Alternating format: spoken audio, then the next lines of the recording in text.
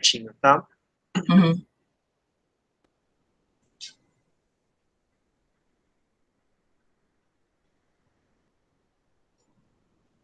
Já tá aparecendo, falta só ficar a tela toda agora.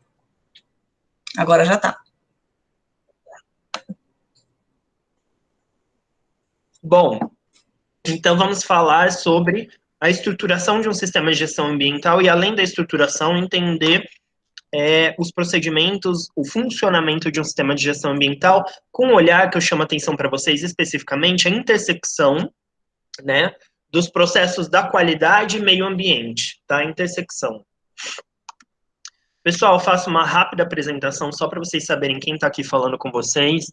Eu sou formado em administração, sou especialista em gestão organizacional pela Universidade Federal de São Carlos, mestre em engenharia de produção também pela Universidade Federal de São Carlos e realizo curso doutorado em ciências ambientais na mesma universidade.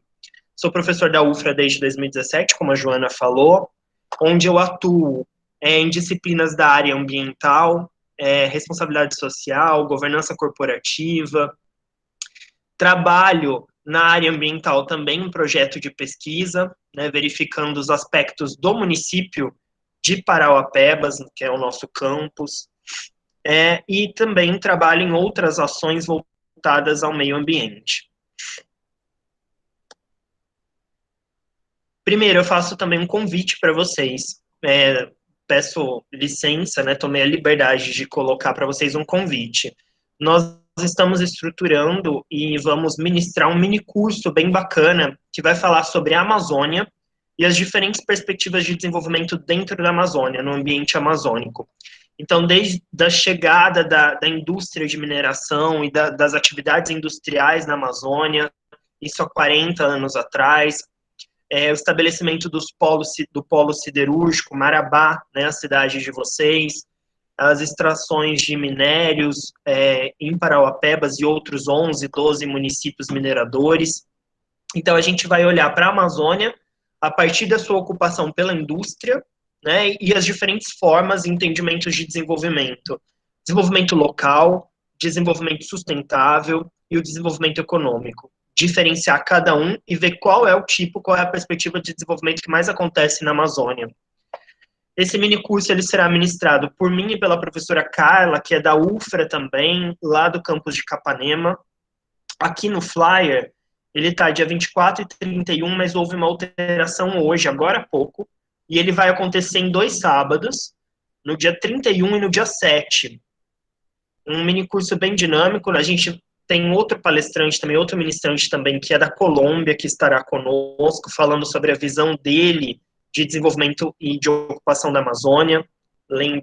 A gente lembra que a Amazônia ela é um bioma, um domínio fitogeográfico que se estende por diversos países.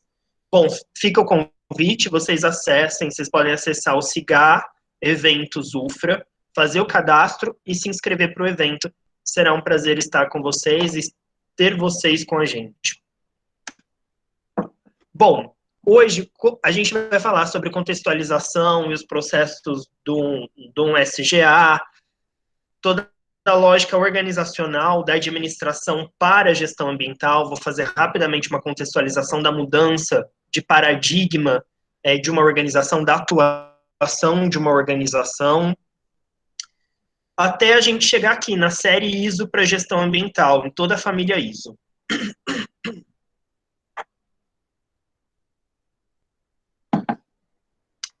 Por que a gente começa a falar mais e ampliar o nosso estudo e se debruçar sobre um sistema de gestão ambiental? Porque a sociedade moderna, pós-industrial, percebe que existem limites do meio ambiente ao crescimento econômico, né? E que não é mais possível continuar desenvolvendo atividades econômicas da mesma forma.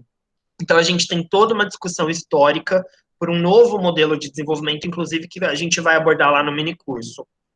A gente tem um ambiente, então, saturado, né, pelo modelo produtivista hoje, que impera, né? Até tem um livro aqui que eu vou mostrar para vocês, do Noam Chomsky, acho que vocês estão vendo. E o título do livro é Quem Manda no Mundo? ele é um professor dos Estados Unidos e que ele discorre nesse livro sobre a lógica mundial. E ele fala que a lógica mundial e não tem percepção de que isso mude por enquanto, quem manda no mundo? Quem manda no mundo todo é a produção, são as grandes indústrias, a produtividade, que manda inclusive nos governos, tá? Então esse livro é bem bacana, e é por isso que a gente começa a aumentar a importância de um sistema de gestão ambiental.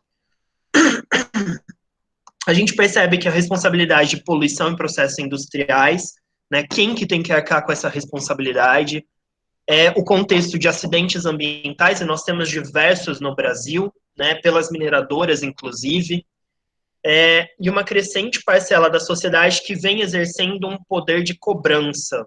Né? Hoje nós temos mais informação, a gente se posiciona mais, a gente tem acesso imediato aqui à informação, então a gente só desbloqueia aqui, já coloca nosso posicionamento em todas as redes sociais, e é isso que a gente tem que fazer, né? Informação responsável.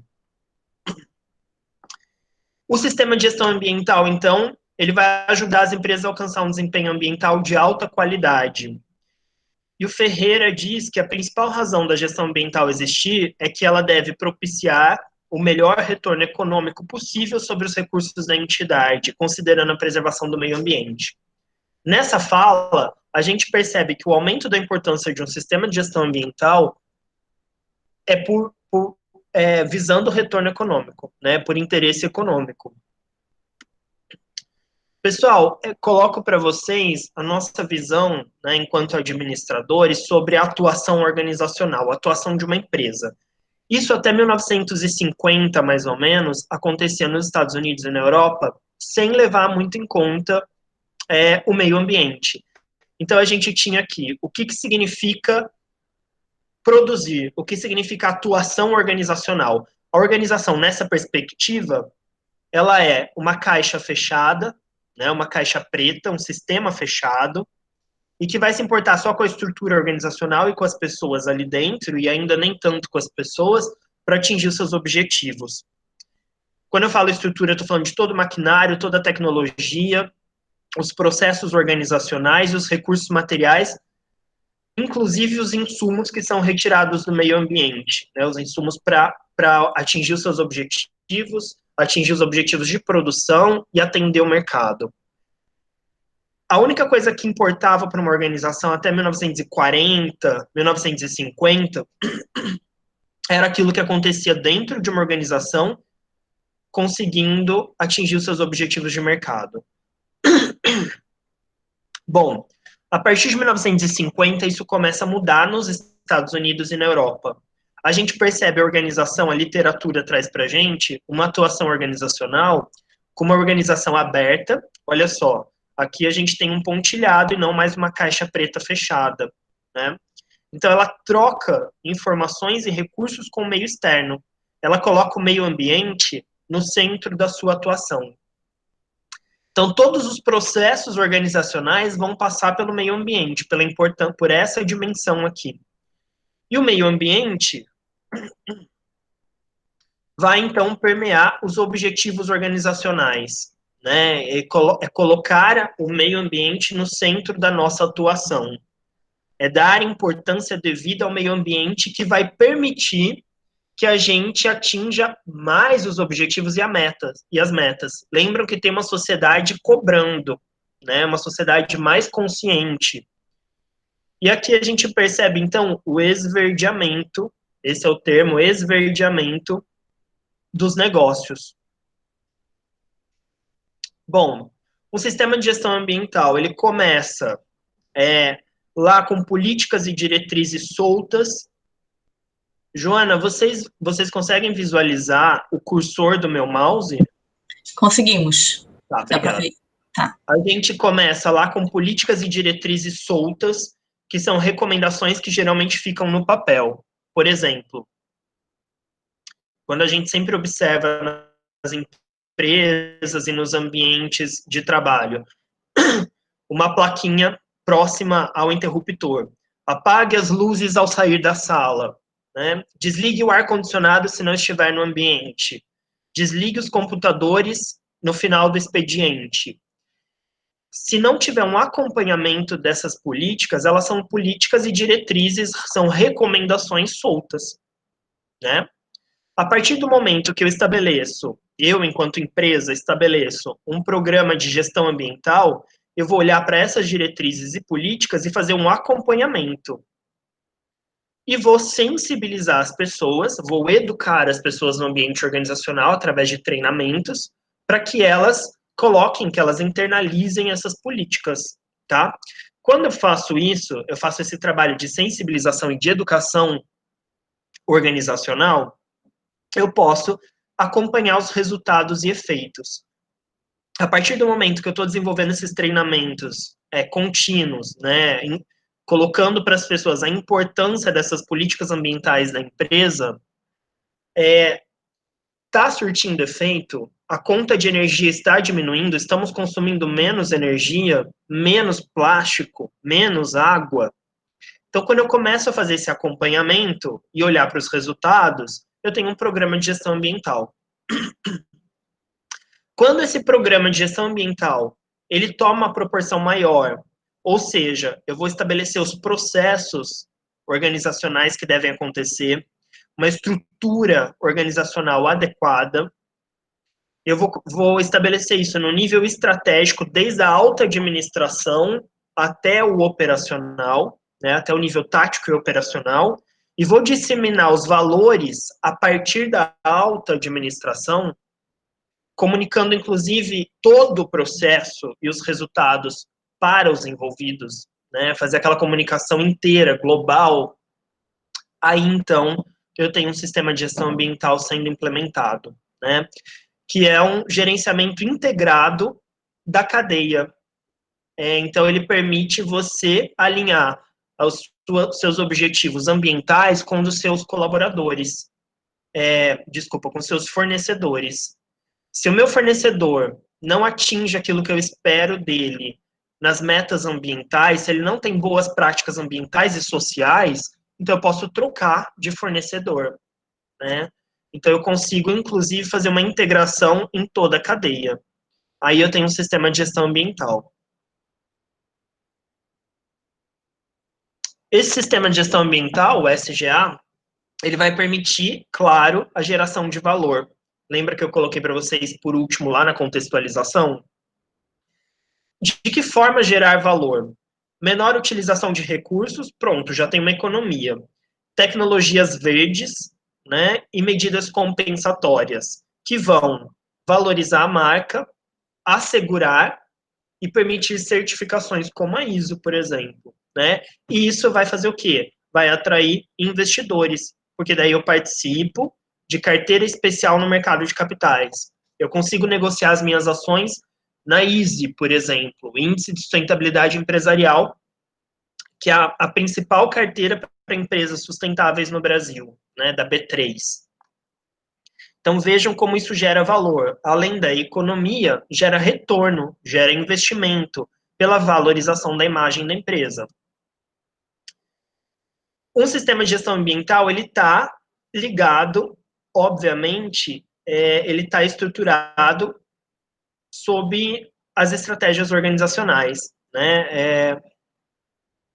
E eu coloquei para vocês aqui rapidamente as estratégias organizacionais definidas pelos 3 principais autores da literatura especializada que falam o que é estratégia organizacional e o que é um planejamento estratégico. Então, o Peter Drucker, ele associou estratégia às decisões que afetam os objetivos da empresa. Vejam só, tem mais claro do que isso? A gente consegue enxergar um SGA aí nessa definição. O Chandler, ele diz que a estrutura organizacional vai ser adaptada de acordo com as estratégias da organização, né? Então, eu vou adaptar toda a minha estrutura interna para poder desenvolver um SGA, porque é o meu objetivo uma atuação melhor no meio ambiente. E daí a gente pode entender isso também como políticas de negócios, tá? As estratégias organizacionais, elas também são políticas de negócios. Olha só, O sistema de gestão ambiental, ele é o delineamento de um processo a partir das políticas ambientais da organização. Agora, o que é um processo organizacional? Que eu acho que vocês devem já devem ter tido bastante contato com essas ferramentas. Aqui a gente tem um fluxograma simples, né? Aqui, olha, uma tomada de decisão. Então, a gente tem fluxograma, algumas ferramentas da área da qualidade que são aplicáveis à área ambiental, para estabelecimento de um SGA e para avaliação constante do SGA. Nós temos o fluxograma, 5W2H, 5S, matriz Guth, diagrama de Ishikawa, e eu destaco que são mais aplicáveis, né, e mais aplicadas a um sistema de gestão ambiental, análise SWOT, para eu entender o mercado, entender as forças, as oportunidades e as ameaças do mercado e as minhas forças e fraquezas internas. Né? Eu acho que conhecer o mercado e o ambiente que eu estou me relacionando, estou desenvolvendo, é o que é propiciado pela matriz, pela análise SWOT, certo? E depois o ciclo PDCA, que é sinônimo de SGA. Aqui, o ciclo PDCA, que surgiu em 1920 nos Estados Unidos. Ele vai permitir o planejamento de tudo que eu quero desenvolver, colocar em execução, checar, né, as medidas corretivas, e aqui, na checagem e na ação, entram, por exemplo, as auditorias ambientais, né, na checagem e na ação corretiva. É aqui que a auditoria ambiental vai apontar para a empresa aquilo que não está conforme o plano.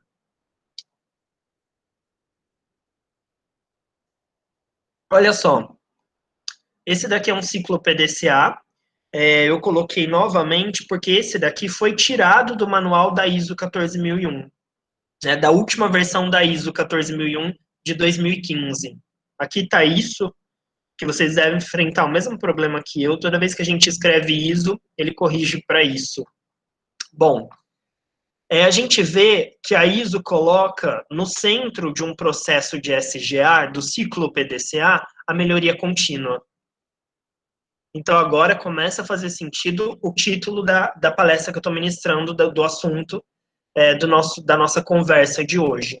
Né? A ISO, no seu manual institucional, coloca a melhoria contínua no centro de um SGA.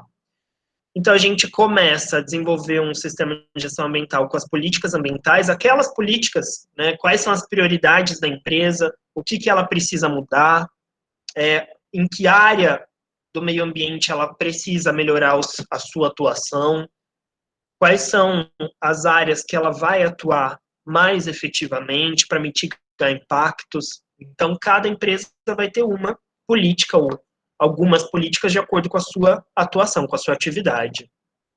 Daí a gente começa efetivamente o PDCA, né, o planejamento, implementação, verificação e a checagem. Quais são os passos para a implementação de um sistema de gestão ambiental?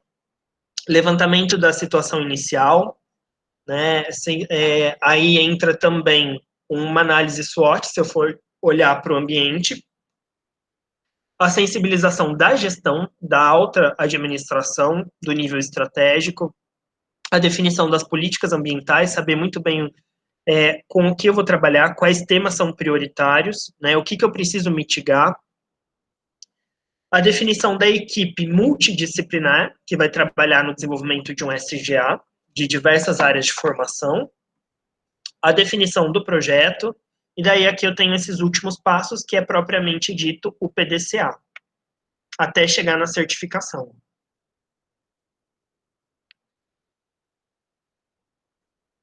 Olha só, tirei essa imagem de um outro manual da ISO, da família ISO, para gestão ambiental, que é a ISO 19001, que especificamente fala sobre auditorias ambientais. E daí, essa norma está falando, nessa imagem, nesse quesito, sobre a formação da competência para atuar no SGA, para um auditor ou para um gestor ambiental.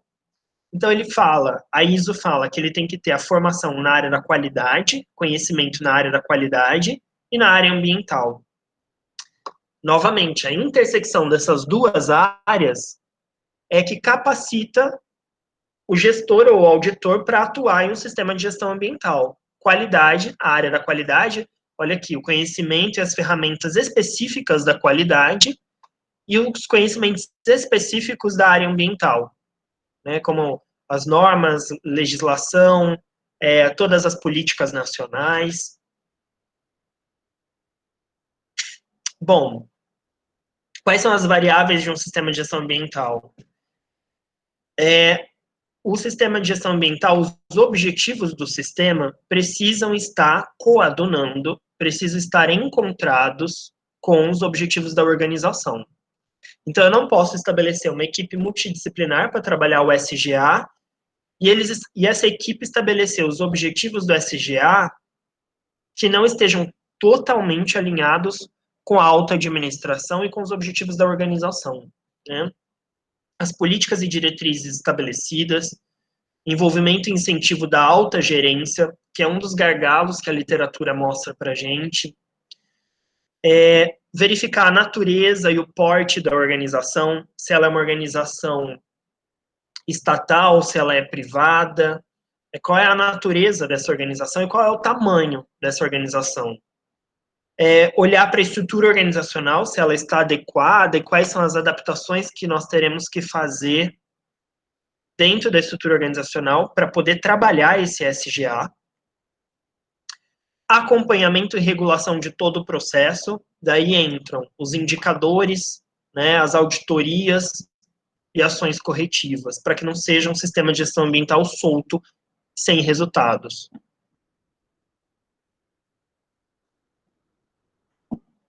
Nós temos algumas certificações da área ambiental. Eu falo que as certificações ambientais, elas são uma consequência, né? Elas nem podem ser uma busca primária da organização. Porque se for isso, pode ser que seja uma maquiagem para poder receber essa certificação, né? Um fazer de conta, como acontece muito.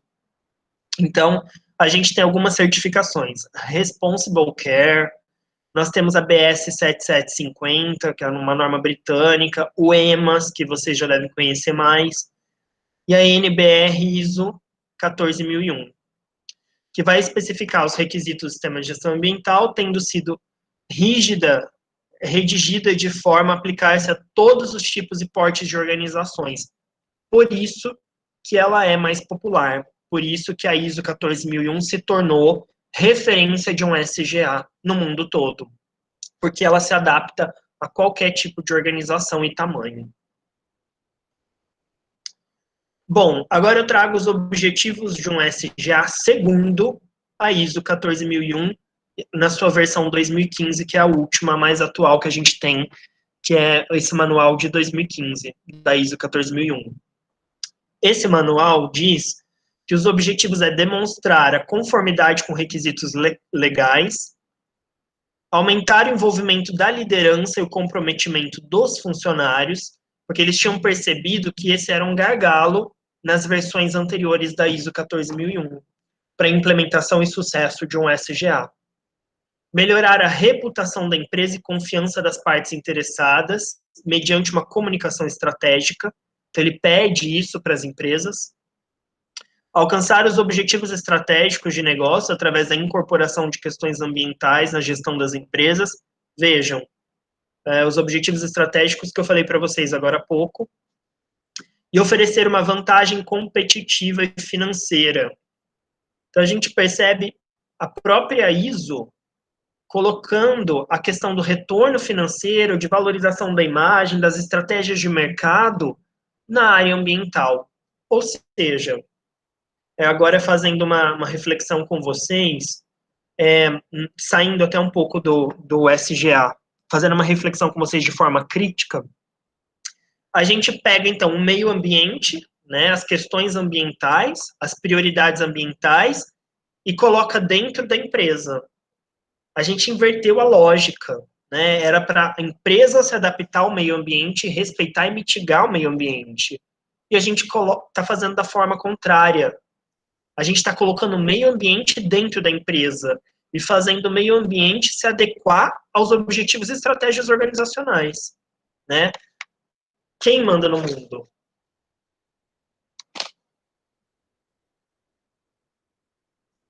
Olha só, quando a gente fala de ISO para gestão ambiental, aqui é a que a gente conhece, 14001, né, que permite a implementação de um SGA. Vejam só, surgiram diversas outras séries de ISO da família ambiental. Então, a gente tem a ISO 14004, que é melhoria de um processo de sistema de gestão ambiental. Então, eu já tenho um sistema estabelecido por uma norma. Se eu seguir os passos daquela norma, eu vou estabelecer um SGA e obter a certificação. Daí surge uma ISO 14004 que vai certificar de que o processo está correto. Depois surge a ISO 14031, que essa, para mim, é bastante importante, que vai colocar os indicadores, a necessidade de estabelecer indicadores para acompanhar o processo. Depois nós temos a ISO 14050, que trata somente dos termos corretos para a área de gestão ambiental. Temos a ISO 19001, que vai falar sobre auditoria ambiental dentro do SGA. ISO 14006, que é destinada às empresas que implementam o sistema de gestão ambiental, que podem integrar a concepção ecológica a outros sistemas de gestão. Né? Então, é fazer a integração do SGA com outros sistemas de gestão, por exemplo, da qualidade. E ele vai falar como fazer essa integração. ISO 14064, que vai falar especificamente sobre gases de efeito estufa. Gases de efeito estufa é uma política ambiental, né? A gente vê diversas ISOs surgindo que a gente nem imagina a partir de uma ISO 14001.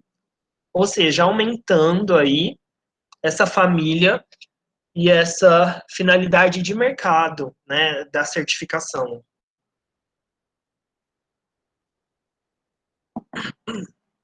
A versão 2015 da ISO 14001, ela vai falar que a gestão ambiental mais importante no posicionamento estratégico da empresa, ou seja, ela se posicionar melhor, buscar maior comprometimento da liderança, focar no conceito de ciclo de vida todo do produto e pedir, solicitar a adoção de uma estratégia de comunicação com todas as partes interessadas.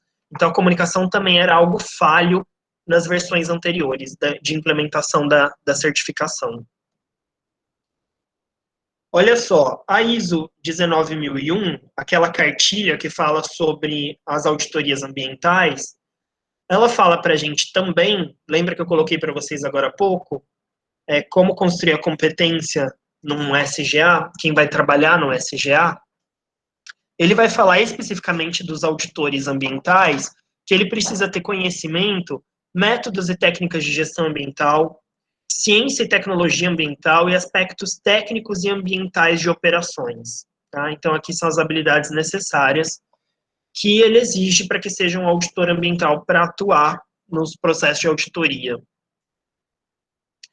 Aqui nós temos algumas partes da auditoria, então alguns tipos de auditoria, que eu vou falar rapidamente. Ela pode ser de primeira parte, que a gente chama, a literatura chama, que são as auditorias internas. Tem a de segunda parte, que daí você já tem um processo de avaliação de fornecedores, por exemplo, né? Verificar se aqueles fornecedores que eu estou contratando, se eles também têm práticas corretas de gestão ambiental.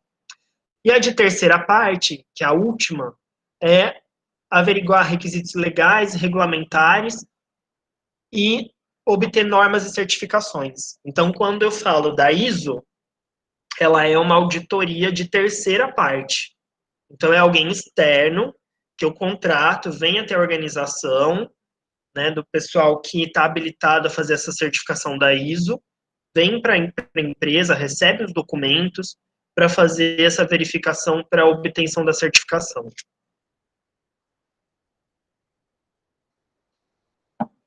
Aquela ISO que eu falei para vocês que eu acho bastante importante, que vai falar sobre os indicadores, até pouco tempo atrás não existia essa colocação da ISO, essa família.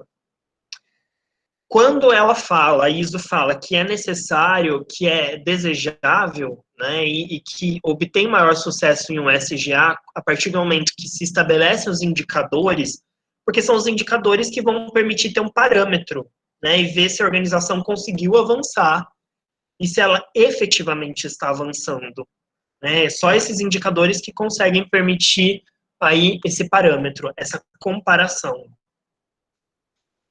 Então, ele vai colocar um padrão mínimo de desempenho estabelecido, quais são as correções de possíveis desvios, né, os indicadores, e vai medir o grau de sucesso na implantação. Quais são os tipos de indicadores que aquela norma da ISO coloca? Indicadores gerenciais, que vai permitir a implementação de políticas, programas, conformidade, desempenho financeiro e relações com a comunidade, né, que cabe mais ao nível gerencial.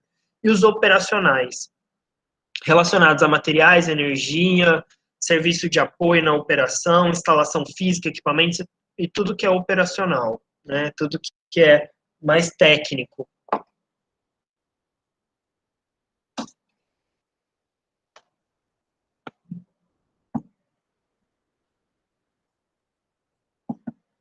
Olha só, os indicadores, então, colocados pela ISO 14031.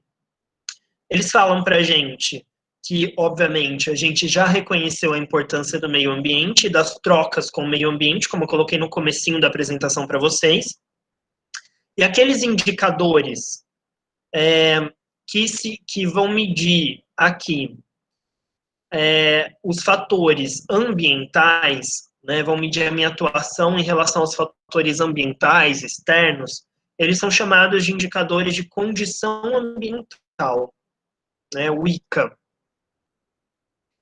E quando eu falo indicadores para medir o desempenho da organização, as alterações e as alterações internas e os processos de mitigação da empresa para com esse meio ambiente, então eu estou avaliando o desempenho ambiental. São dois tipos de indicadores. Quais são os pontos críticos apontados pela literatura de um SGA? A comunicação, como a gente viu, que a norma, a versão de 2015, pede muito bem isso, estabelece muito bem isso. Implantação de uma cultura organizacional voltada para um sistema de gestão ambiental. Saber trabalhar a gestão da mudança. Olhar para a estrutura organizacional e a adequação da estrutura organizacional para um SGA. Há uma falta de incentivo aos colaboradores para trabalharem um SGA, lembrando que o desenvolvimento de um novo sistema de gestão ambiental e em novas políticas, né, necessariamente vão tirar os colaboradores do trabalho que eles estão acostumados e da zona de conforto, né? É uma novidade, é algo estranho, e a gente vai ter resistência. A falta de integração com o sistema da qualidade, e o custo de investimento, que é alto. Bom, aqui eu trago para vocês, para corroborar, para reforçar aquela minha visão de mercado, né, da atuação ambiental, para a gente ver as grandes empresas de auditoria e consultoria em nível mundial. Então, aqui a gente tem a Ernst Young, a Deloitte, que elas incorporaram serviços de auditoria e consultoria em sustentabilidade e meio ambiente em seus negócios, mostrando para a gente, reafirmando, que o meio ambiente está tendo que se encaixar e está entrando para dentro de uma área organizacional. Então, hoje, o meio ambiente é uma grande área organizacional, né? Uma área de atuação e uma área interna. É aquilo que eu falei para vocês, colocar o meio ambiente dentro da organização. Né? Era para ser o contrário. Então, aqui a gente tem serviços de mudança climática e sustentabilidade. Veja só, um serviço. Nós temos pela Deloitte aqui a área de sustentabilidade, né, e tudo que eles oferecem de consultoria em negócios sustentáveis. E nós temos a McKinsey também, que é uma das maiores do mundo em consultoria organizacional, que ela coloca aqui a sustentabilidade como um negócio, né? Então, eles atuam no rol da sustentabilidade, auxiliando negócios, investidores e governos, capturando oportunidades, transformando operações, gerenciando riscos e o crescimento, né? Essa é uma constatação e que nos deixa pensativos quanto à sustentabilidade e o desenvolvimento sustentável. Então, é desenvolvimento sustentável para quem? E por quem? Né? A gente viu, então, pessoal, consegui, acho que, trazer um pouco para vocês sobre a importância de um SGA, de um sistema de gestão ambiental, entender muito bem os objetivos, como estabelecer e a nossa atuação dentro de um SGA. Acho que eu termino a minha apresentação, agora vocês vão poder fazer as falas e a interação de vocês. Muito obrigado. Boa tarde, pessoa. Muito obrigada pela sua palestra, obrigada por esclarecer as diversas vertentes da ISO e mostrar quanto é importante a ISO 14000 hoje nas empresas, o quanto que elas vêm buscando essa forma de melhorar os seus processos, e elas estão preocupadas realmente não só em cumprir normas, mas a gente vê e percebe ações que façam diferença, né? Eu tive contato com a ISO 14040, que é do ciclo de vida no meu mestrado, e aí eu fiz um mapeamento de toda a cadeia da banana, e a gente percebe que tem empresas que já estão muito à frente, como a Vale, aqui no estado do Pará, ela já tem consultoria australiana do ciclo de vida. Então, enquanto muitas empresas nem sabem o que é o mapeamento do ciclo de vida, que é estudar o gasto de gás carbônico, o gasto de água, que é a pegada hídrica, a Vale já está muito à frente dessas outras empresas, até por ela ser uma multinacional, né? Então, ela está bem preocupada com essa questão. E a gente vê que, hoje em dia, ela, como uma empresa que também quer, vamos dizer assim, integrar todos os seus recursos, a área ambiental é junto com a área de segurança do trabalho, e aí eles formam essa gestão integrada, né? A nossa amiga Ellen já está entrando aqui, ela já está online, né? Eu peço aos alunos que, se tiverem alguma pergunta, possam fazer agora para o Leonardo, que ele já está se despedindo, tá? E aí, já a gente já vai começar com a Ellen, que já está aqui na sala, e vai começar a sua palestra. Professora, eu acho que tem pergunta no chat, olha. A gestão ambiental, ao que me parece, está voltada ao mercado que efetivamente ao meio ambiente. Não deveria ser o contrário, né? Acho que eu já respondi, né, Marco? Verdade.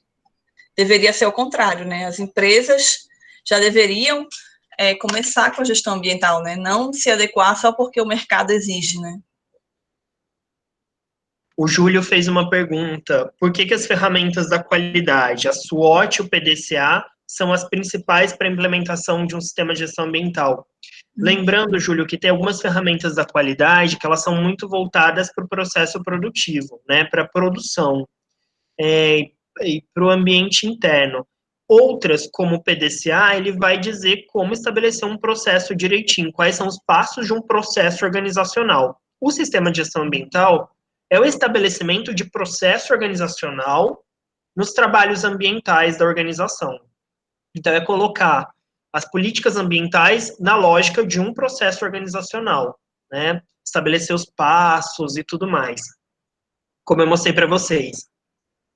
E análise SWOT, inclusive, nem é tão colocado pela literatura como necessária para o estabelecimento de um sistema de gestão ambiental. Essa é uma visão minha, né? Se eu não conheço o ambiente que eu estou trabalhando, que eu estou atuando, que eu estou impactando, eu não tenho como priorizar algumas questões e políticas no sistema de gestão ambiental. Isso mesmo. O Abiasaf também tem uma pergunta.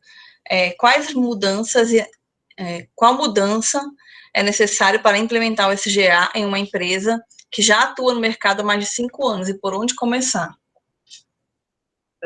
Eu acho que, para começar, nunca é tarde, sempre é possível, independente do tamanho da organização, tá? Ela pode ser desde uma empresa pequena e pode começar a adotar alguns passos de diminuição aí de impactos na sua atividade. Eu não sei qual é o tipo de empresa que você está falando e qual é o tamanho da empresa, mas se ela ainda não tem um sistema de gestão ambiental, ela pode começar pensando nas políticas ambientais que são interessantes para ela e que são importantes para ela, né? E o Igno está falando a pergunta: qual é o órgão que faz a inspeção se a empresa atende às normas e libera o selo para a empresa receber os investimentos? Signo vai de acordo com cada instituição certificadora. Então, nós temos diversas, né? A ISO é uma delas, mas não necessariamente a empresa ela vai buscar a ISO, né? Porque a ISO geralmente é por empresas de grande porte e que conseguem fazer toda a adaptação da estrutura e o investimento, porque é um investimento alto, né? A empresa pode buscar algum selo municipal, selo da Secretaria Municipal de Meio Ambiente. Tem alguns municípios que têm selos municipais, que a Secretaria de Meio Ambiente faz alguma inspeção e gera um selo para a empresa.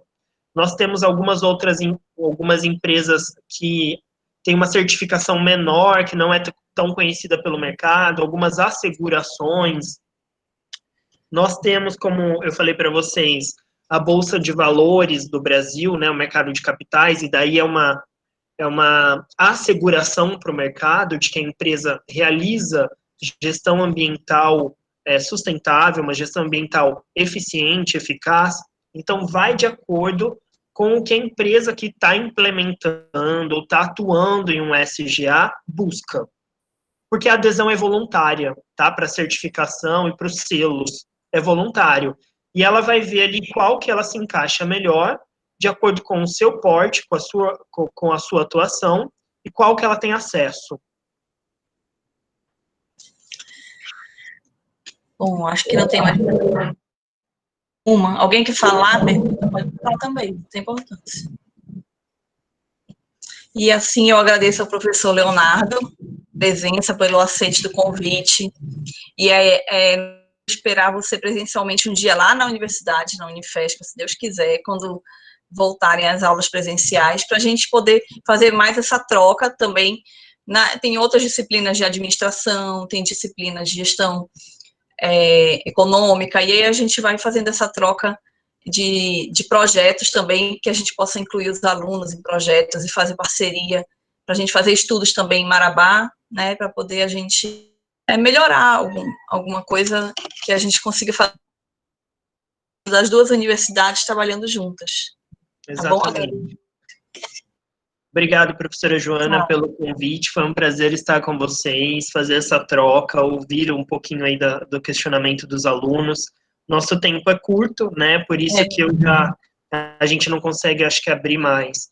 E eu vou pedir novamente desculpas para vocês, desculpa para nossa colega Ellen, que eu vou precisar me ausentar, porque eu tenho outros compromissos, ainda dou aula hoje, eu tenho banca de TCC. Desejo um ótimo final de palestra para vocês, de seminário. Muito obrigado, foi um prazer estar com vocês. Tá ok, obrigada, tchau. Gente, vai continuar aqui, né, o webinário com a professora. Ela é professora também, né, que ela tem em ministrar cursos, em ministrar treinamentos. É a Ellen Cristina Pimentel. Ela é formada em engenharia química pela UFPA, tem mestrado em engenharia mecânica, graduação em segurança do trabalho, pós-graduação de qualidade, e ela vem somar fatores importantes que afetam a indústria, em questão da segurança do trabalho e da gestão da qualidade também. E eu agradeço desde já o convite. Obrigada, Ellen. Está aberta a palavra para você. Oi, boa tarde a todos. Boa tarde, Joana. Prazer em ver você novamente, nem que seja pela tela, né? Prazer estar aqui, ser convidada para participar desse evento, né? Eu venho ouvindo muitas informações positivas sobre ele, é muito legal esse movimento de trazer profissionais, de trazer informação para dentro, de fora da universidade para dentro da universidade, né? Isso desde o ano passado, né? Desde o ano passado que eu venho pedindo para a Ellen para a gente fazer visitas técnicas, né? Mas nunca dava certo pela distância, né? Eu trabalhava na época em Paraupebas e a gente não conseguia levar para lá. E com essa possibilidade de ter o online, ficou bem mais próximo, né? A indústria mais próxima dos alunos. Ficou muito bom isso. Sim. Porque o online agora é uma realidade, né? Nesse momento que nós vivemos. Então, trazer o conhecimento, mesmo que seja online, é muito válido, né? A troca de conhecimento. Então, eu estou aqui com vocês para a gente trocar experiência, para eu trazer um pouco do trabalho que eu desenvolvo, né? Nas indústrias, para a gente tirar dúvidas de algumas experiências que eu tenho em várias indústrias, vários segmentos, né? Muito válido isso. Tá ok. Vamos ficar lá. Fica à vontade agora, a palavra já está com você. Gente, boa tarde, né? Eu me chamo Ellen Cristina Pimentel, como a Joana mencionou, eu sou engenheira química, sou especialista em sistema de gestão de segurança, SGI, né? Que o colega acabou de palestrar. Eu também sou especialista em segurança de processo, que é o PSM, Process Safety Manager, que é segurança de negócio, né, onde a segurança do trabalho, segurança ambiental, segurança de ativos estão dentro desse processo. E hoje aqui a gente vai falar sobre segurança, gestão 4.0, né, da indústria. O que é a indústria 4.0, como é que ela funciona, o que é que ela vem agregar, quais são as problemáticas, quais são as vantagens, desvantagens, né? O que nós temos? Então, assim, hoje no Brasil, desde 2017, a gente vem trabalhando nesse movimento, né? Existe um movimento forte da indústria brasileira e do governo federal para a implementação da indústria 4.0, né? Que nada mais é do que a revolução industrial, quarta revolução industrial, né? A gente fala em 4.0 porque a gente fala em tecnologia, né? Mas é a quarta revolução industrial. Então, como ela se deu, né? Então, nós tivemos na história, trazendo a história, né, no século XVIII, nós tivemos a primeira revolução industrial, né, que foi a revolução em 1780, que foi a revolução das máquinas a vapor, das ferrovias, né, onde eu substituí o trabalho animal, né, que eu tinha bois, búfalos, cavalos, né, envolvidos na produção. E a partir desse momento, em 1780, eu passei a ter máquinas a vapor e a ferrovia. Então, isso foi o boom da primeira Revolução Industrial. E aí, eu passei pela segunda Revolução Industrial em 1870, quase 100 anos depois, né, no século XX, no século XIX, né, no caso, o século XX, desculpa, onde eu tenho a energia elétrica, que é o meu principal trabalho na Revolução Industrial. Então, a invenção da energia elétrica, o uso da energia elétrica, transformou a indústria. Então, foi o segundo marco, né, com relação a essa revolução. Tá? E nós tivemos também Henry Ford, né, que foi o precursor da indústria em grande escala, né, de linhas de produção, produzir automóveis em larga escala, em baixo custo. Então, a segunda revolução industrial foi marcada por esses dois momentos. E aí eu vou ter a terceira revolução industrial, que é a revolução da informática, em 1969.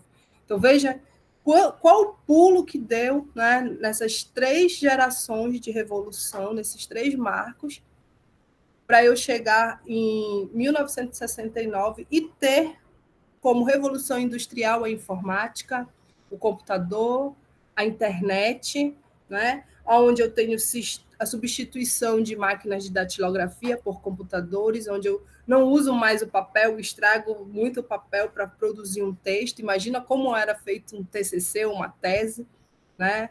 Nesse período. E eu tenho um computador que eu posso corrigir a qualquer momento sem ter desperdício.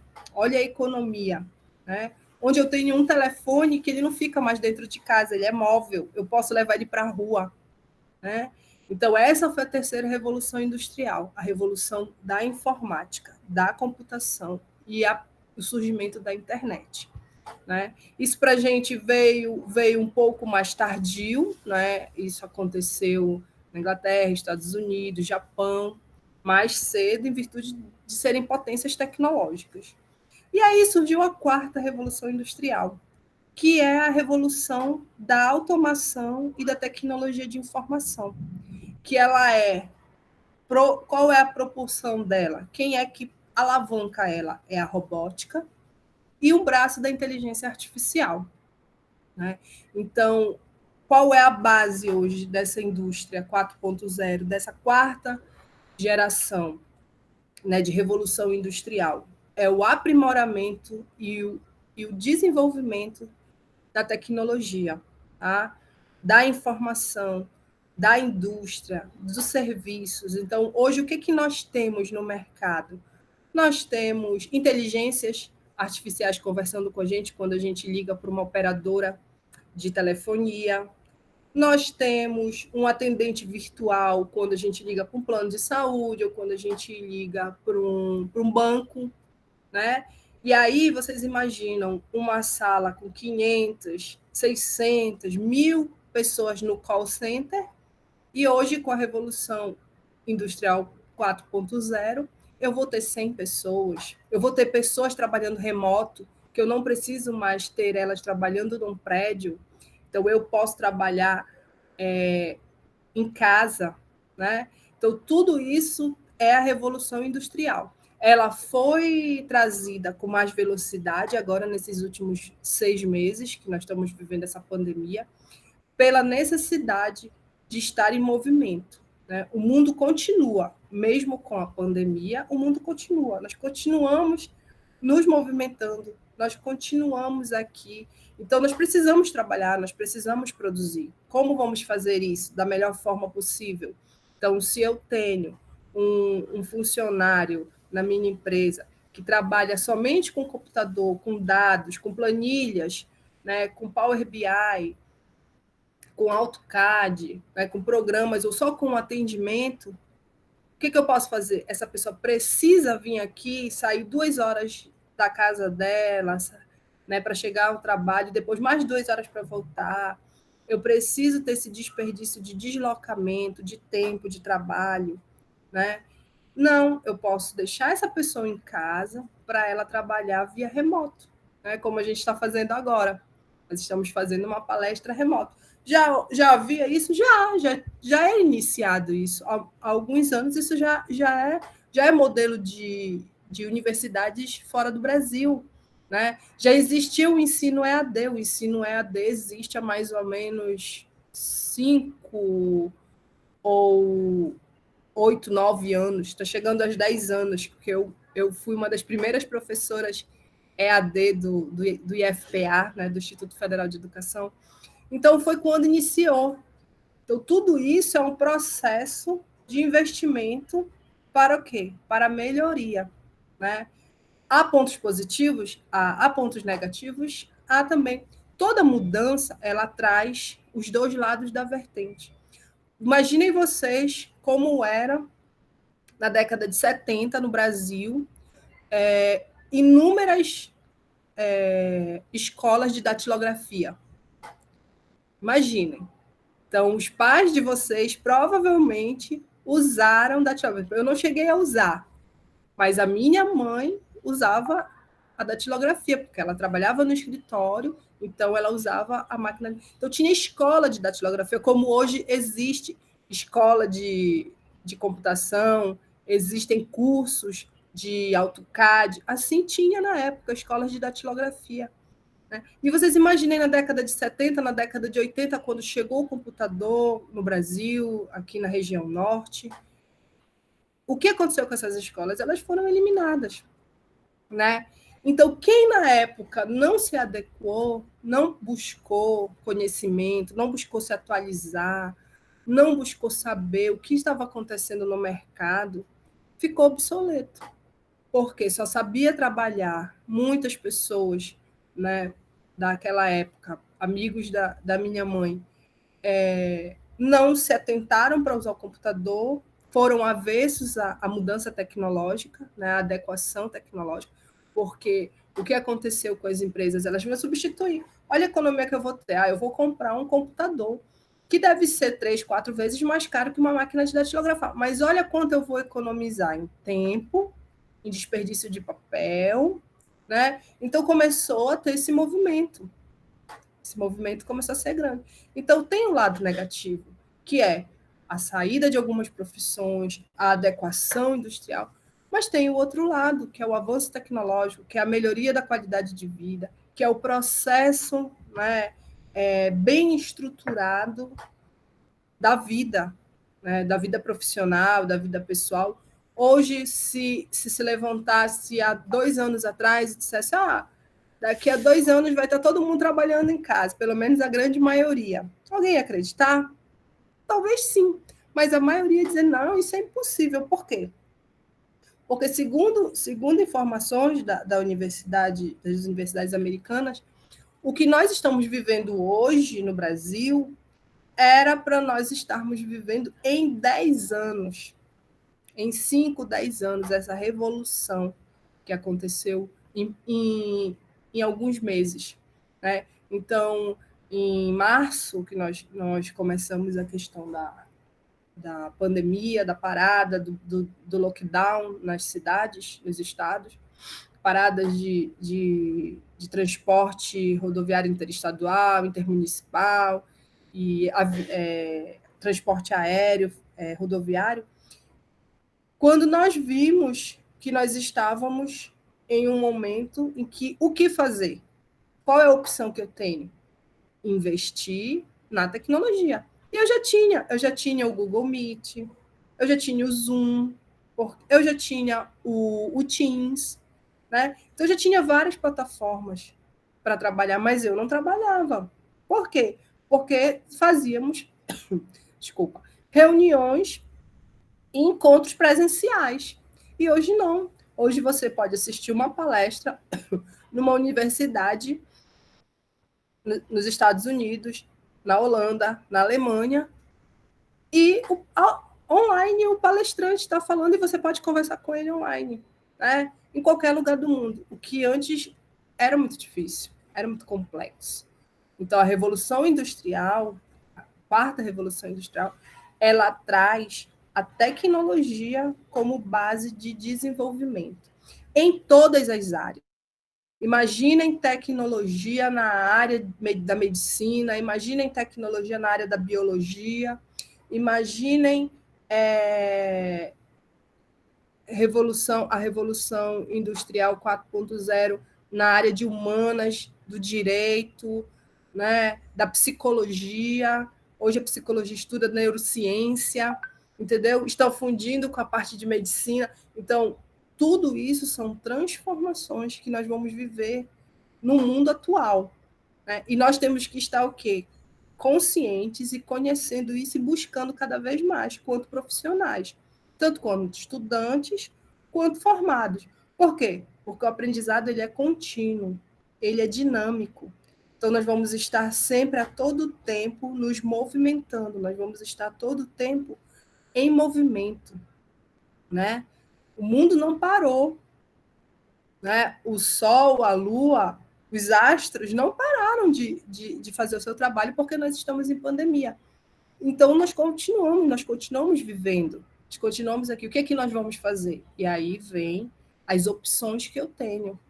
Eu vou o quê? Eu vou trabalhar remoto, eu tenho que me adaptar no trabalho remoto. Eu tenho que ter uma mesa, eu tenho que ter uma cadeira, eu tenho que me estruturar num lugar, né? Acontece de você não ter lugar, de você não ter onde ficar, como fazer, né, nessa transição, mas você vai se adequar. Muitos professores não estão acostumados a usar a plataforma, não sabem usar a plataforma, aprendem, apanham, e a gente vai desenvolvendo, é no testa opera que nós estamos trabalhando, porque tudo é novo. Então, é complicado, às vezes você não consegue conectar. Eu, essa semana, com a Joana, tentando fazer a conexão aí para eu entrar na plataforma, e a gente não conseguia, né? E fizemos várias vezes. Acontece, né? Nós estamos sujeitos a isso, nós estamos sujeitos agora a energia parar, né? E aí cair o sinal, e não tem internet, aí não tem como falar com ninguém. Então, assim, vão acontecer, mas são situações que nós vamos trabalhar durante esse período para poder melhorar cada vez mais. Mas elas são uma realidade. Quem hoje estiver avesso à tecnologia, não souber usar um aplicativo, não souber usar a tecnologia a seu favor, vai estar atrasado dentro do mercado de trabalho, dentro dessa revolução, porque é isso que essa revolução traz. Então, o nosso governo federal, né, junto com a Federação das Indústrias, em 2017 começou esse movimento no Brasil. Esse movimento já é antigo, já acontece nos países de primeiro mundo, e no Brasil ele começou a se consolidar, né? Ele começou a ser trazido à tona. E por quê, né? Aí vocês podem querer saber, mas por que, Ellen, o Brasil quer implementar a indústria 4.0, né? Por quê? Porque nós temos foi identificado de 2010, foi feito um estudo, né, da indústria, a Federação da Indústria faz levantamentos, né, nós temos um parque industrial muito grande, um parque mineral, né, nós temos muitas áreas de serviço, então foi feito todo esse levantamento, né, desde 2010, e o que foi que se identificou? Que o Brasil ele está com o PIB das indústrias menor 10%. Então, o PIB da indústria brasileira começou a cair nesse período, né, de 2016, que foi constatado de 2010 a 2016. Então, em 2017 se verificou isso. Se verificou também que o Brasil é o 69º colocado no índice global de inovação. Então, imaginem, nós somos número 69 em inovação. Né? Um país que é super criativo, porque o brasileiro ele é criativo, ele é disponível, porque o brasileiro não é preguiçoso, ele é considerado um povo muito trabalhador, ele é um povo muito inteligente, porque se vocês verem as inúmeras invenções, né, e os inúmeros trabalhos de vários cientistas no mundo, muitos são brasileiros, só não temos mais em virtude do investimento, em virtude de ausência do Estado, do governo, para fomentar isso, né? Oportunidades, mas tem muita gente trabalhando, muito brasileiro envolvido em vários trabalhos fantásticos, né? Dentro e fora do Brasil. Foi também levantado que em 2016, entre 2006 e 2016, a produtividade da indústria do Brasil caiu mais de 7%.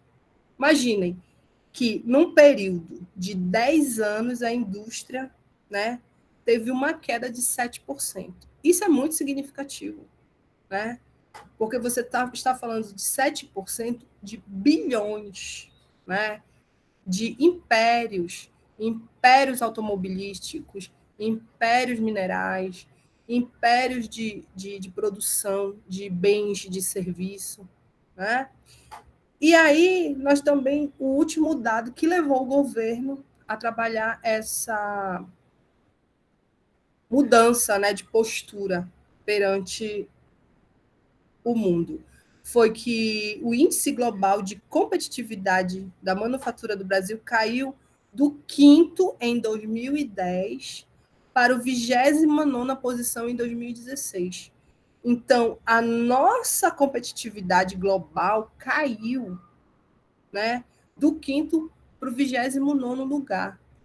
No quinto lugar, nós estávamos atrás só das maiores potências. A gente estava atrás da Inglaterra, dos Estados Unidos, da Alemanha, da Coreia, né, do Japão, da China.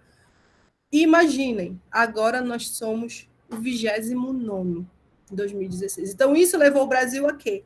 A perda de mercado, a perda de mão de obra, a falta de tecnologia para comprar novos equipamentos, para investimento.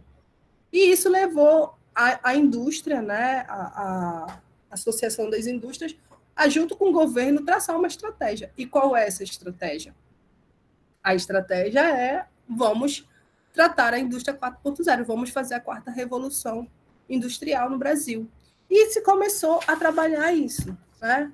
Começou a investir tudo isso, fazer um investimento, fazer reuniões, rodadas de conversa, busca de informações, né, para poder começar esse trabalho. E aí, qual o impacto dessa indústria, né, 4.0? O impacto é principalmente a redução de custo. Por quê? Porque nós temos um investimento industrial muito caro no Brasil. É muito caro ser empresário no Brasil, né? Então, quanto mais custo você reduzir, melhor para a indústria.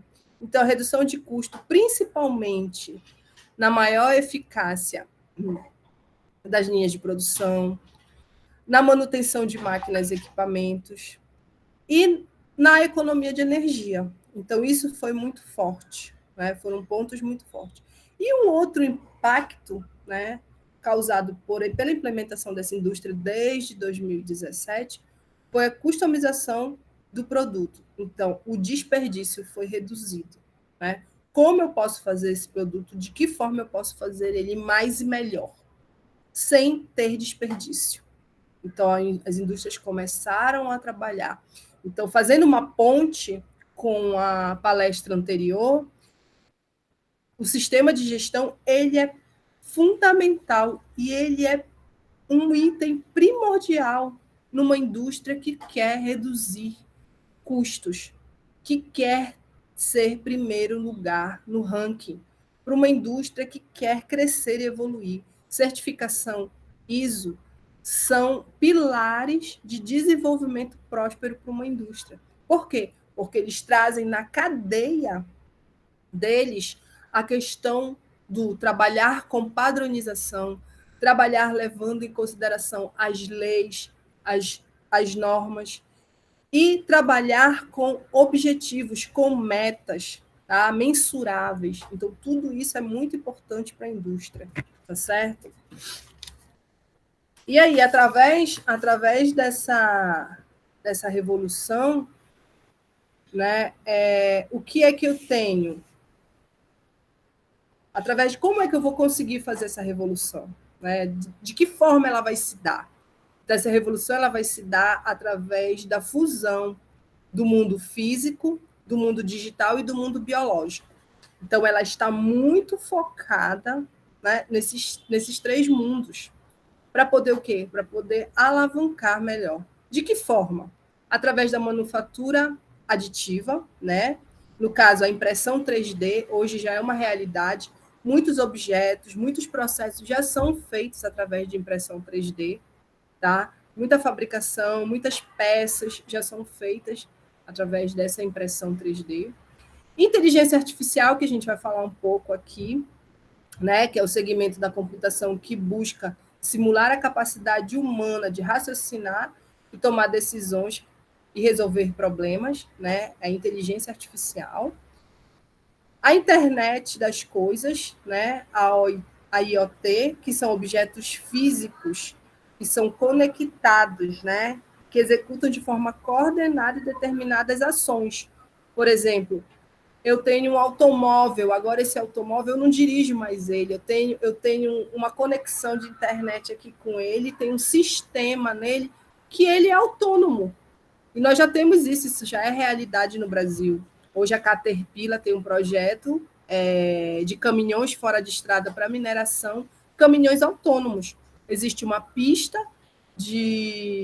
uma pista, né, que a gente chama uma área para testes, onde a Caterpillar faz os testes com esses caminhões autônomos. Então, isso já é uma realidade. Então, daqui a alguns anos, provavelmente muito próximo, não muito distante, nós já teremos no mercado disponível veículos autônomos e nós vamos poder comprar, né? E a gente não vai precisar dirigir, vai programar para onde eu quero ir, programar rota. Hoje temos a internet através do Waze, do Google Maps, onde vai fazer todo esse trabalho. Tá? Vai dirigir o automóvel, vai fazer o trajeto de forma segura, na velocidade constante, né, que a via pede, tá? Levando em consideração todo o ambiente. Nós temos o símbio, que é a biologia sintética, que é a fusão da tecnologia com a engenharia, com a biologia, criando enzimas, criando células, criando material genético para poder melhorar cada vez mais a vida das pessoas que sofreram um acidente, pessoas que ficaram cegas, pessoas que perderam um membro. Então, existe estudo das células-tronco. Então, tudo isso está sendo feito a nível de tecnologia, tá? De desenvolvimento industrial. Por quê?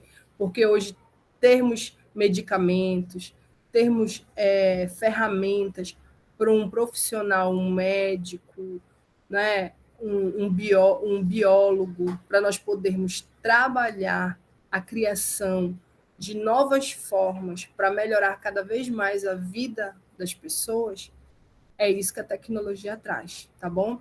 Então, a revolução industrial ela vai se dar através desses 4 pilares, né, de implementação, tá? Ainda tem o 5º pilar, que é o sistema cyberfísico, né, que tem, através do mundo físico e digital, máquinas ou linhas que possuem um irmão gêmeo digital. Então, as máquinas elas vão ter um sistema idêntico que vai fazer a mesma coisa que eles fazem, só que em ambiente eletrônico, né? Em ambiente digital.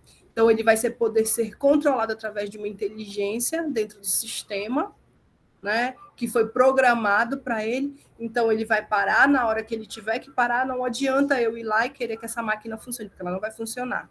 Porque lá está dizendo que ela já deu tantas horas dela trabalhada, tem que entrar em manutenção. Então, vai ter para poder o quê? Melhorar o desempenho dela, garantir que ela tenha uma vida útil maior que a esperada, né? E fazer com que se tenha produtos que são produzidos através dela de excelente qualidade. Tá? Então, são os 5 pilares que nós temos. E aí eu vou falar com vocês sobre o pilar inteligência artificial, que é o que eu estou trabalhando agora, né? Eu estou trabalhando com inteligência artificial voltada para a predição de acidente. O que isso quer dizer? Quer dizer que eu tenho a inteligência artificial prevendo acidentes, né? Eu faço a predição, eu não faço a prevenção. A prevenção é algo que eu estou fazendo porque aconteceu, certo? A predição é algo que eu vou fazer porque eu fiz um trabalho, né? Eu fiz uma simulação matemática, eu usei modelos matemáticos, eu usei inteligência artificial e eu trouxe ela para ser trabalhada em toda e qualquer área da empresa. Então, eu vou prever, é igual prever, posso fazer um paralelo aqui com vocês, prevenção do tempo. Hoje vai chover, amanhã vai chover, então a meteorologia faz isso há muito tempo já, né? E nós estamos usando o quê? Inteligência artificial para fazer isso. De que forma isso é feito? Bom, isso é feito através dos dados da empresa. Então, todas as empresas, sejam elas de pequeno, médio ou grande porte, elas possuem um controle de informações, certo? Então, elas sabem quantos acidentes aconteceram naquele ano, elas sabem onde foi o local, pode ser em planilha de Excel, Pode ser em algum software como o SAP ou TOVS. Tem várias formas de se armazenar essa informação para se consultar, né? Mas eu tenho isso nas empresas, as empresas controlam acidente, controlam quando aconteceu, onde aconteceu, que horas aconteceu. Então, existe um histórico de eventos na empresa, né, que ele é registrado. E aí eu uso esse histórico das empresas, tá, para poder trabalhar esse histórico dentro do meu modelo matemático. Então, se eu tive, eu pego um histórico de 5 anos, posso pegar um histórico de 5 anos? Pode, de 10 anos, de quantos anos eu tiver, melhor, porque quanto mais dados, mais rico o meu modelo. Então, eu venho e trago todos os meus 10 anos de empresa de acidente, todo o registro, todos os anos que aconteceram, qual foi o tipo de acidente, onde ele aconteceu, o horário que ele aconteceu, se foi com homem, se foi com mulher, se foi com uma pessoa, qual foi a faixa etária, quantos anos ele tinha de empresa, tudo. Qual foi a parte do corpo que ele atingiu, se ele foi um acidente fatal ou não, se ele foi um dano material, tudo. Eu trago tudo isso. Esse é a primeira informação que eu preciso. Tá certo? A segunda informação que eu vou precisar para o meu modelo matemático é levantar dados da empresa. Quais seriam os dados da empresa? Seria quantidade de pessoas por área, por setor, né?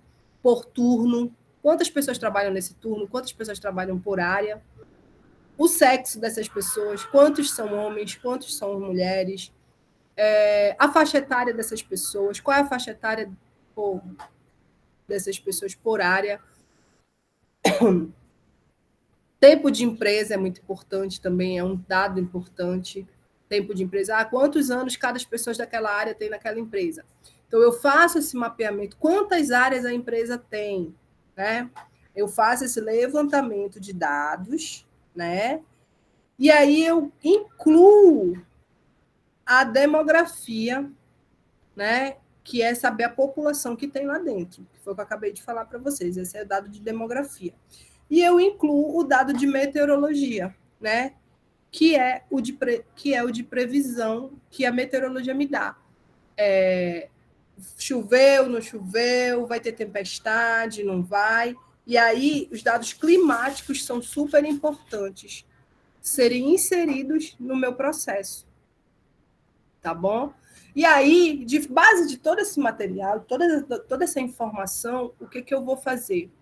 Eu vou pegar o meu material, né, em uma planilha Excel ou em outro sistema, outro software, e vou levar para o meu modelo matemático.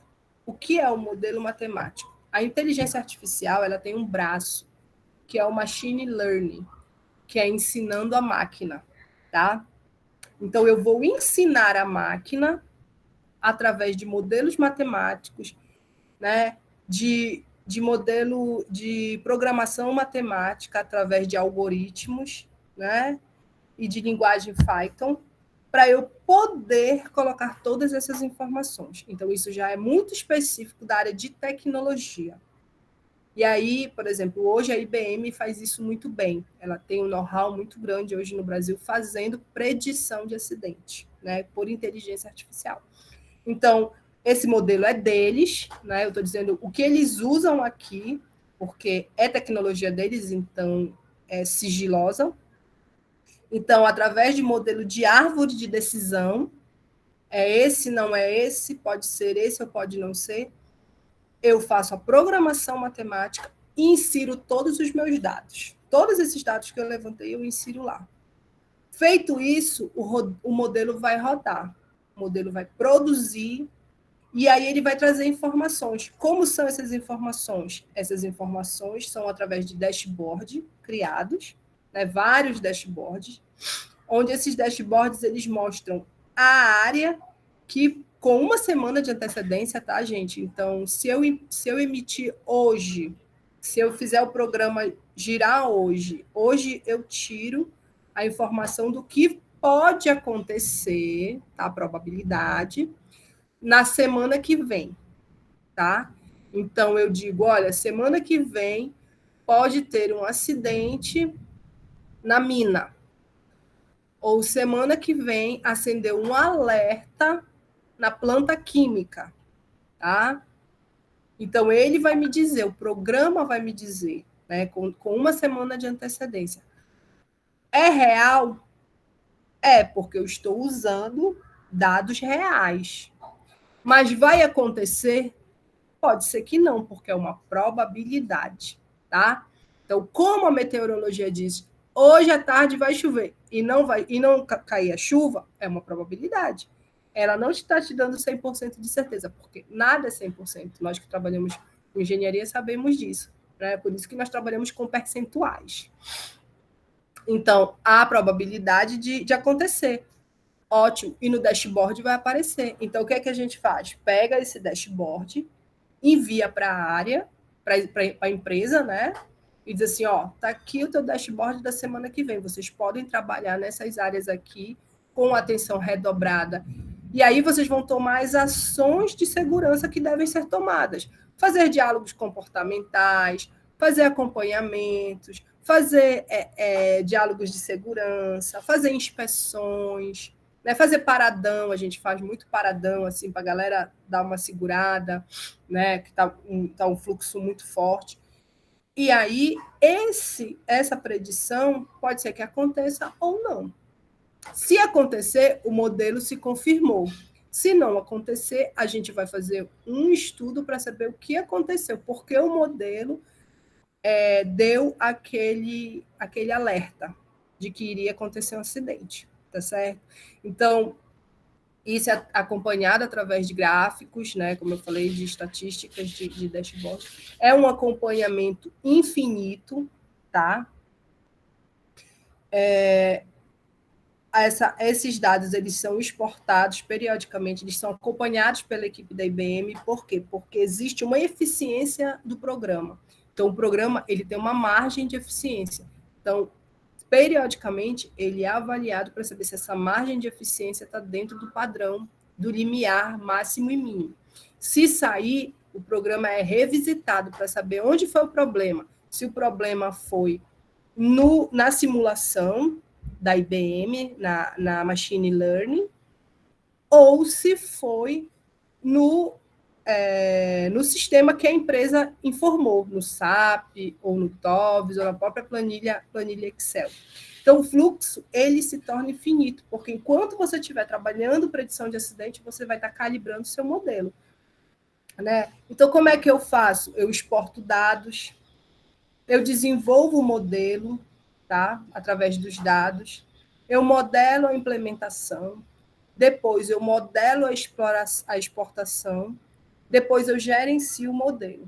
Então, o tempo todo é uma linguagem infinita que vai ser trabalhada periodicamente, né, durante todo o tempo que eu for usar a predição de acidente através de inteligência artificial.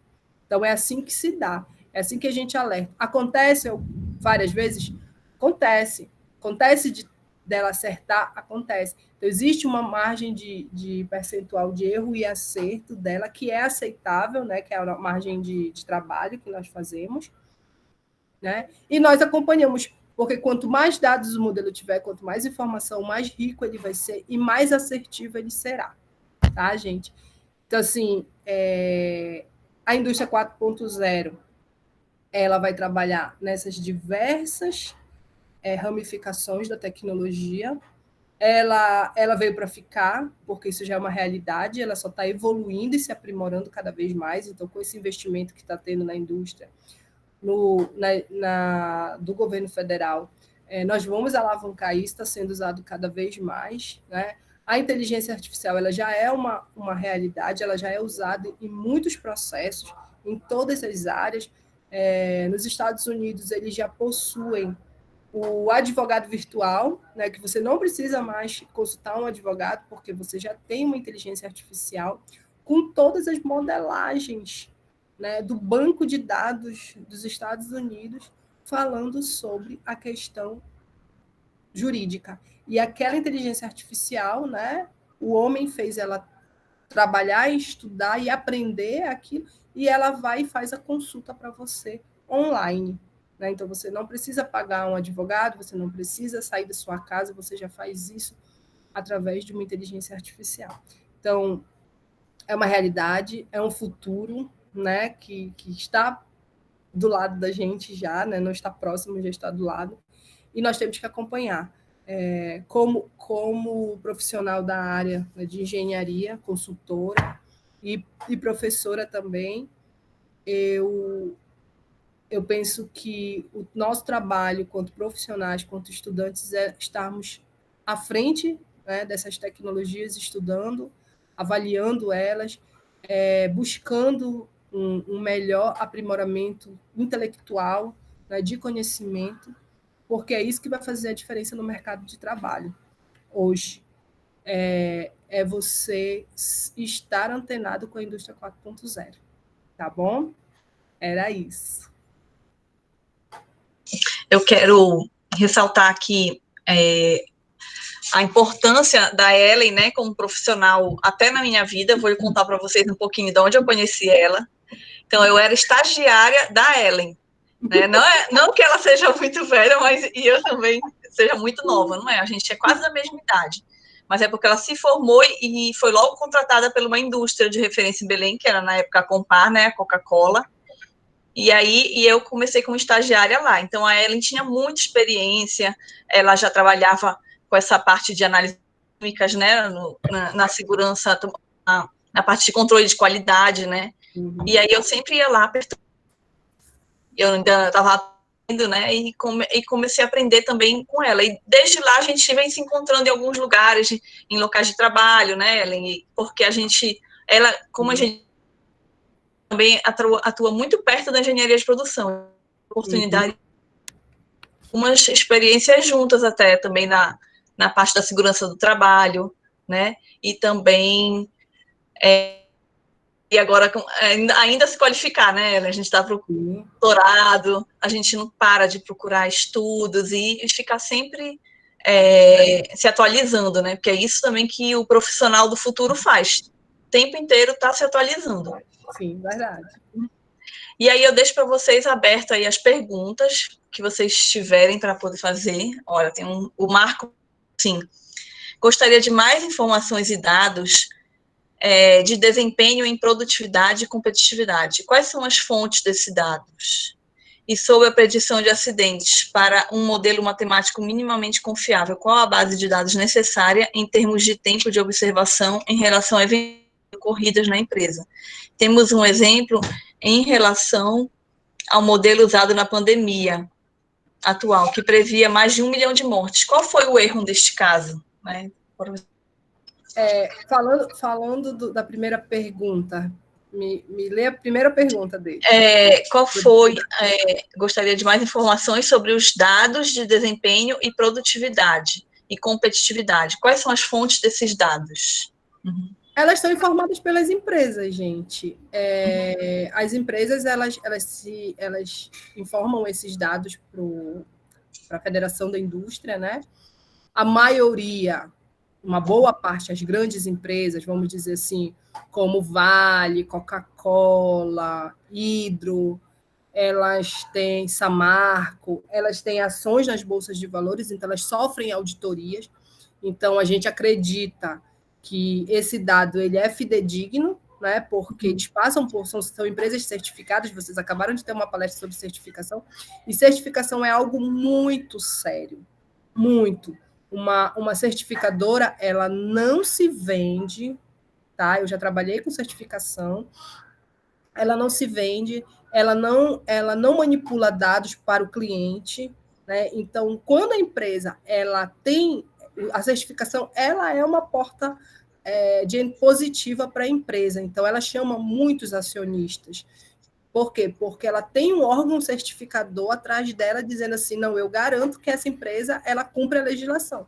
Então, quando ela tem isso, a maioria das empresas, né, que estão na Bolsa de Valores, se vocês forem ver hoje, elas são empresas que possuem certificação. Elas passam por auditoria, elas passam por fiscalizações do governo. E se elas sonegarem alguma informação, algum imposto, elas vão ser pegas lá na frente. Então, não compensa, né? Não compensa. Os dados, a gente acredita, eu acredito particularmente, que são fidedignos, que são dados reais, que são dados importantes. Pode ter uma ou outra empresa que faça? Pode, gente. Tem de tudo no mercado, né? Mas quando você fala em grandes empresas, você tem certificações. Então, elas são empresas sérias, que trazem pessoas de fora. Eu trabalhei em algumas empresas onde elas eram auditadas pelo conselho delas fora do Brasil. Então, vinha gente do Canadá, da Alemanha, um tradutor de fora, para poder pegar os dados da empresa e estudar e perguntar por que está acontecendo isso desse jeito. Então, eu acredito que são fidedignos, tá bom? Que as fontes são verdadeiras. É verdade. No caso, quando eu estagiava lá na Coca-Cola, eu lembro que eles contrataram uma consultoria, né? A consultoria que ela já tinha atuado na Fiat, em várias outras, para poder adequar ao sistema de produção, informatizar, que na época nada era informatizado. E aí, depois dessa informatização, é que eles iam passar por auditoria. Então, eles estavam se preparando, contrataram uma consultoria que não é barato, né? Então, ficaram 1 ano com aquele grupo de pessoas ali, estudando o sistema, para poder se adequar e implantar um sistema de produção, né? Vamos dizer assim, padrão, para poder chamar a certificadora. Então, quando eles chamam a certificadora, já tem que estar tudo dentro das normas, tudo certo. Para vocês terem ideias, por exemplo, para vocês terem uma ideia, nós trabalhamos na Coca-Cola, eu e a Joana, a Coca-Cola passava por 4 auditorias por ano. Vocês imaginem, a cada semestre, 2 auditorias. Então, assim, era uma auditoria do órgão certificador da ISO, era uma auditoria do governo, era uma auditoria da Coca-Cola Company, da CCL, e era uma auditoria regional. Então, assim, do grupo regional, então, região norte, eles faziam. Então, são muitas auditorias, você passa por muito, então, você revisita as informações periodicamente. Então, não tem como você manipular dados, você ludibriar, esconder. É muito difícil, porque isso já faz parte do teu trabalho diariamente. Então, é complicado, tá bom? Ele está perguntando aqui, e essa predição de acidentes é um modelo matemático confiável? Qual a base de dados necessárias para termos um tempo de observação em relação à eventualidade ocorrida na empresa? Olha, quanto mais dados, melhor. Lembra que eu falei para vocês? Eu posso pegar dado de 5 anos, posso pegar de 10 anos, posso pegar de toda a empresa? Posso, né? Uma Coca-Cola mundial, ela pode pegar os dados e prever quantos acidentes podem acontecer com o cliente dela, quantos eventos podem acontecer com ingerir soda cáustica, quantos pode acontecer em vir um canudinho dentro de uma garrafa. Eles podem fazer isso. Quanto mais dados, melhor. Tá? Quanto mais para a predição de acidente, para o modelo calibrar, para o modelo ser um modelo confiável e cada vez mais aprimorado, quanto mais dados e mais informações, melhor. E tu tem alguma opinião aí, tá perguntando, né, em relação ao modelo atual da pandemia? Porque eles previam mais de 1 milhão de mortes. Eu acho que é no Brasil isso, não sei, porque... Não sei. Assim, gente, tudo é muito novo, né? Você trabalhar com uma pandemia que você não sabe quando ela tem data para terminar, está jogando no escuro. Então, os órgãos, eles precisam dar um retorno de um parecer técnico, né? Eles não podem ficar em cima do muro, eles não podem dizer assim, eu não sei. Então, eles fazem uma predição. Essa predição pode ser assertiva, como pode não ser. Isso é uma predição. Nada é 100%. Né? Eu não posso garantir que vão acontecer essas 1 milhão de mortes e não aconteceu. Então, passar para 2 milhões. Por quê? Porque é algo muito novo. As informações são muito poucas. Conhece-se muito pouco desse vírus, do que ele é capaz de fazer. Agora, recentemente, eu soube que ela desenvolve uma síndrome que te dá placas e incha teu corpo. Ninguém nunca tinha ouvido falar. Então, é uma síndrome rara, ninguém sabia. Então, surgiu agora. Então, são situações que vão acontecendo, não tem como.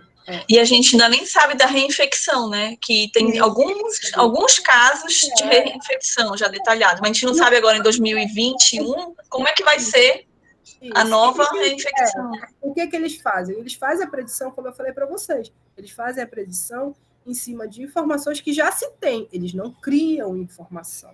Eles já têm a informação. Só que a informação é muito pouca. É uma informação, imaginem, uma informação de uma doença que é a primeira vez que ela é acometida no mundo, que ela é avassaladora, fortemente agressiva, e que eu estou com dados do mundo todo de 4 meses, que foi quando deve ter saído 3, 4 meses esse valor aí, essa indicação. Eu não tenho nada. Não tenho, entendeu? Eu não sei o que vai acontecer, eu não consigo, eu só consigo colocar faixa etária, que é o que mais acomete. Ah, mas pega criança, acomete criança, mas o público-alvo não é criança, entendeu? Então, ele coloca lá na máquina para ler, ó, quem é o maior público. Se vocês forem olhar, eu acho que a Globo, no início, né, a Rede Globo estava mostrando nos jornais diariamente, periodicamente, a cada 1 hora, mostrando dados Covid, né? Ela estava fazendo isso. Então, ela mostrava lá, dados demográficos, quantas pessoas foram infeccionadas no Brasil, quantas foram infeccionadas no mundo, qual foi a faixa etária, qual foi o sexo, entendeu? Qual foi a classe social. Então, assim, são dados muito poucos. E aí o modelo lê o que ele consegue ler. Ele não vai poder, ele não é um adivinho. É diferente. Eu disse assim. É importante até que os municípios fazem por bairros, né? Para saber quais são os que têm mais contaminados, né? Probabilidade. Isso é probabilidade estatística. Isso é estudo matemático. Então, como eu disse no início, né? Por isso nós somos engenheiros, porque nós sabemos que nada é 100%. Que, assim como tem probabilidade de nascer uma menina 50%, tem probabilidade de nascer um menino 50%. Então, isso é estatística, é probabilidade. Pode acontecer esses 1 milhão? Pode, mas pode não acontecer, porque no meio do caminho pode ter uma volta. Aí já pensou, ele faz essa probabilidade. E se conseguir uma vacina eficiente daqui para lá? Entendeu? Então, tudo isso é mutável. Tudo isso. Não ia acontecer a primeira onda. Vai acontecer, não vai. Por quê? Porque cada grupo científico, cada cientista, vocês sabem porque vocês são estudantes e a gente vai para o laboratório e a gente estuda, a gente faz pesquisa, né, das coisas. Então, cada grupo ele se segura em uma teoria, porque eu preciso de uma teoria para poder levar a minha informação à frente. Se eu não tiver uma teoria pautada num estudo, eu não vou conseguir. Entendeu? Então, cada grupo, aí uns dizem que vai ter a primeira onda, outros dizem que não vai ter, uns dizem que é efeito manada. Não se sabe, porque tudo isso são levantamentos e especulações. O que a gente sabe é pouca coisa, né? E o que a gente tem certeza é que o isolamento social ajuda, que usar máscara, álcool em gel e não ter contato pessoal ajuda, né? Mas não resolve. Né? Não é 100%. Então, é algo muito novo para a gente poder dizer que está certo ou está errado. Tá bom? No que falou, a Biasaf perguntou, algumas empresas utilizando algumas matrizes para tomadas de decisão na área de segurança. Poderia citar mais usado onde uma pequena empresa pode iniciar? Olha, as pequenas empresas, para usar predição de incidente, é o uso da predição de incidente em pequenas empresas, né? Eu penso que não é muito viável, porque é uma tecnologia cara, tá? Ela ainda não está na prateleira, como você tem hoje softwares como Power BI e tal. Mas você pode, se tiver um conhecimento um pouco mais avançado de modelagem, né, que é a parte da engenharia computacional, você pode desenvolver algo no Excel, algo no Power BI, que pode atender a empresa. Aí já você comprar um pacote junto à IBM já se torna muito caro. Isso é para grandes empresas, como Coca-Cola, como Hydro, Vale, né, Caterpillar, que tem investimento para isso, precisam realmente disso, tem milhões de pessoas trabalhando no mundo, máquinas e um processo gigantesco, né? Uhum. Mais interessante. Bom, as perguntas acabaram. Aí eu quero deixar aqui, ressaltar a parceria e agradecer, Ellen, por você ter aceito, né, o convite da palestra. Também já deixo em aberto o convite quando voltar às aulas presenciais para a gente fazer um encontro com mais tempo, para a gente fazer um dia de mini curso, de repente, mostrando já detalhadamente algumas ferramentas dessa no computador, levar o software, tentar instalar o software no laboratório de informática e a gente fazer um treinamento prático, né? Aí eu já deixo aberto para a gente fazer mais para frente, quando acabar aí esse impedimento da gente se encontrar, né, presencialmente. E agradecer por você ter aceito esse convite. Gente, eu que agradeço, né? Agradeço a oportunidade de poder estar compartilhando aqui, né? Com vocês o que eu trabalho, alguns itens, né? Que eu desenvolvo na indústria, alguns trabalhos muito voltado mesmo para a tecnologia, e fique à vontade para me perguntar, para querer saber. A gente pode marcar aí, Jonathan, quando coisas melhorarem, né? Para eu poder dar um treinamento. Pode ser online, um mini curso, outra palestra. Eu trabalho com várias outras áreas, trabalho com sistema de gestão, implementação de sistema de gestão integrado, qualidade, segurança e meio ambiente, segurança de processo, que é muito importante hoje, que é o boom nas grandes indústrias, nas grandes empresas, principalmente as petroquímicas, né, as empresas que trabalham com químicos, né, como foi o que aconteceu, o evento que aconteceu em Beirute há alguns meses atrás, aquela explosão no porto. Aquilo é um caso de segurança de processo, né, que não se teve atenção, que não se teve cuidado, que o produto era altamente inflamável, explosivo, e causou todo aquele estrago, né, matando várias pessoas. E sempre com a segurança do trabalho, eu trabalho com a área ambiental também, com a área de produção, né, de processo. E, assim, estou à disposição para o que precisarem. Ah, tá bom. A gente vai sim, vai aproveitar. E se alguém quiser, depois eu disponibilizo o e-mail da Ellen para vocês tirarem, de repente, pedir algum material para ela. Podem sim, tá bom? Obrigada, gente. Uma boa tarde. Obrigada, Joana. Boa tarde. Só interromper a gravação. Se tu quiser sair, Ellen, pode sair, que eu vou só falar com a turma rapidinho para eles fornecerem o relatório. Então, turma, eu vou deixar para vocês a missão de me fornecer o relatório, né? É um documento e vocês vão falar um pouco do que entenderam da palestra 1 e da palestra 2, tá bom?